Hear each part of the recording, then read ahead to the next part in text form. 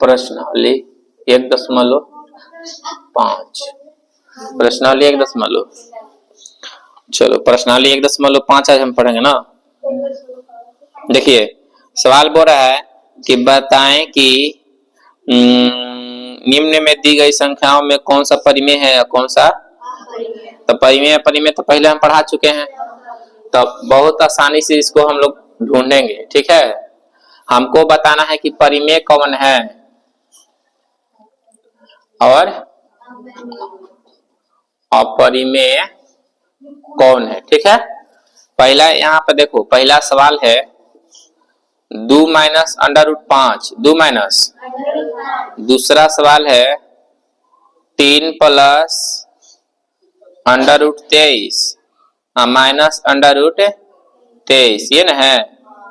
चलो फिर तीसरा प्रश्न है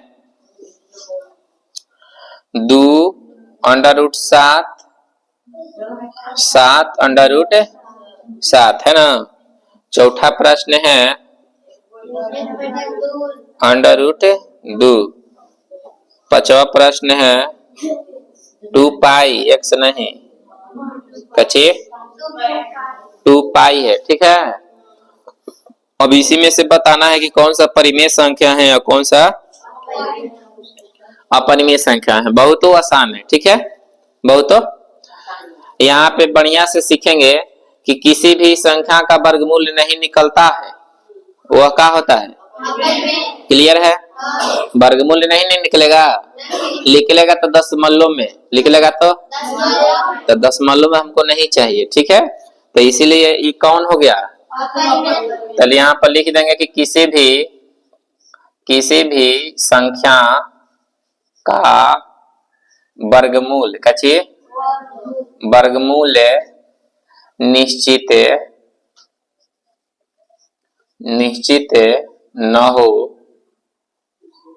न हो उसे कौन संख्या कहते हैं, अपरिमेय संख्या।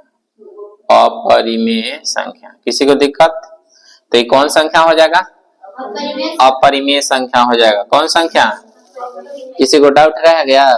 अब यहाँ पे सीखो, अब इसका तो वर्गमूल नहीं निकलेगा, इसका नहीं निकलेगा, मगर यहाँ सीखना है कि है प्लस है क्या है, तो प्लस माइनस कट जाएगा, क्या हो जाएगा, जब कटेगा तो बच्चा कितना 3, तो 3 कौन संख्या हो गया, परिमेय संख्या। कौन संख्या, देखो 3 4 5 कुछ संख्या हो परिमेय संख्या, कुछ संख्या हो, किसी को दिक्कत है।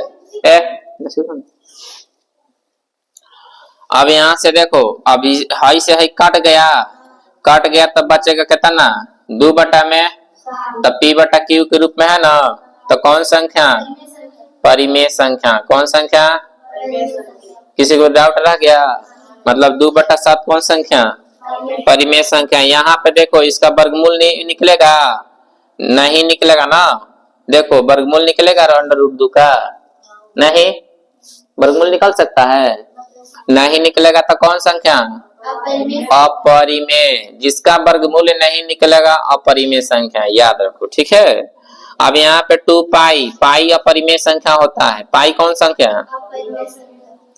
हमेशा याद रखना कि पाई कौन संख्या होता है, अपरिमेय संख्या होता है।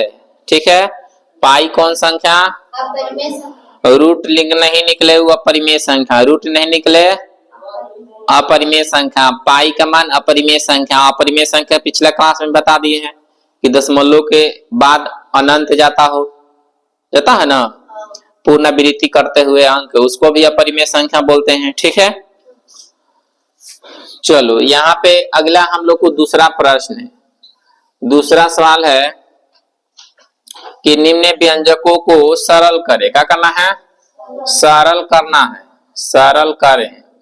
बढ़िया से हम लोग सीखेंगे। ठीक है, सरल करना में पहला सवाल है 3 प्लस √3, फिर यहाँ पे दिया है इंटू 2 प्लस √2।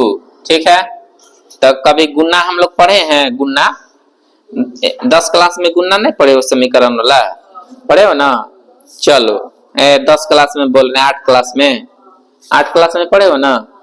तो यहाँ पे क्या करेंगे, एकरा एकरा से गुना करेंगे, मतलब 3, देखो 3 एकरा के लिख देंगे इसे गुना करके, 2 प्लस कितना लिखेंगे √2, फिर यहाँ पर लिखेंगे प्लस में √3, फिर गुना देके ये वाला जस के 2 प्लस √ लिख दिए। एकरा एकरा में गुना करो 3 दूनी, एकरा एकरा में गुना करेंगे तो कितना होगा 3√2, एकरा एकरा में गुना करेंगे तो कितना हो जाएगा 2√3, 200, अब प्लस में यहाँ पे प्लस प्लस प्लस होगा ना, तो इसको 3 दूनी √6। किसी को दिक्कत है? अब यहाँ पर अंक नहीं जोड़ाएगा, रेख लेखा रहता तो जोड़ा जाता, यही आंसर हो गया। यही क्या हो गया। दूसरा यहाँ सवाल देखो, दूसरा सवाल बोल रहा है कि 3 प्लस √3, 3 प्लस √3, अब फिर से यही है 3 माइनस √3, यही ना है कि नहीं है, सेम है। चलिए यहाँ पर देखिए, इसको जस के तस जिसे तोड़े हैं उसी तरह से तोड़ेंगे, 3 गुना इसको लिख देंगे 3 माइनस √, फिर यहाँ प्लस देना है √3 लिखना है, अब फिर से जस के तस 3 माइनस √3 लिख दिए। अब इसमें गुना करेंगे तो 3 का 9, इसमें गुना करेंगे तो -3√3, ठीक है। अब फिर इसमें गुना करेंगे तो 3 कितना हो जाएगा, प्लस होगा 3√3, फिर एकरा से गुना करेंगे तो प्लस माइनस 3 में 3 से गुना करेंगे ना तो 9 हो जाएगा, कितना हो गया √ है। तो हाँ इसे देखो प्लस है माइनस कट गया, माइनस प्लस का हुआ कट गया, कट के 0 हो गया, तो ही हो गया 9, इसका 9 का वर्गमूल कितना होता है 3 होता है ना, तो घटेगा तो कितना हो गया 6, घटेगा तो कितना हो गया 6। किसी को दिक्कत है? वह दिक्कत है? चलिए इतना तक तारीफ है।